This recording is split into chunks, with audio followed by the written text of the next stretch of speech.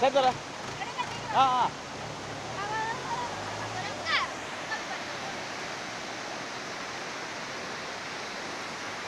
வணக்கம் நண்பர்களே. நீங்கள் பார்த்துக்கிட்டு இருக்கிறது வந்து தமிழ்நாட்டில் உற்பத்தியாகி கேரளாவில் சும்மா ஆற்றுல கடலில் போயிட்டு கறக்குது. இது ஒரே ஒரு ஆறை தான் காட்டுறேன். இது மாதிரி ஒரு 7-8 ஆறு வந்து இந்த தண்ணியை வந்து ஆற்றுல போய் கடலில் போகுது வேஸ்ட்டாக.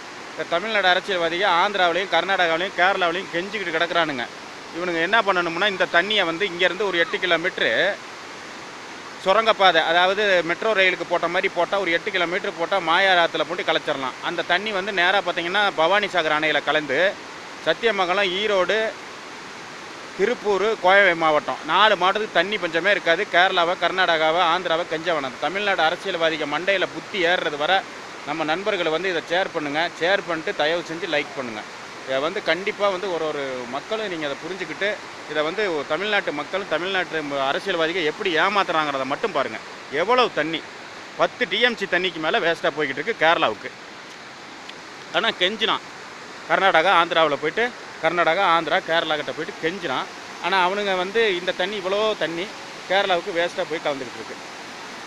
இவனு அவங்க மண்டையில் ஏறுறது வர நண்பர்கள் வந்து இதை ஒரு லைக் கொடுங்க. லைக் கொடுக்குறதோட அதை உங்கள் நண்பர்களுக்கு ஷேரிங் பண்ணுங்கள்.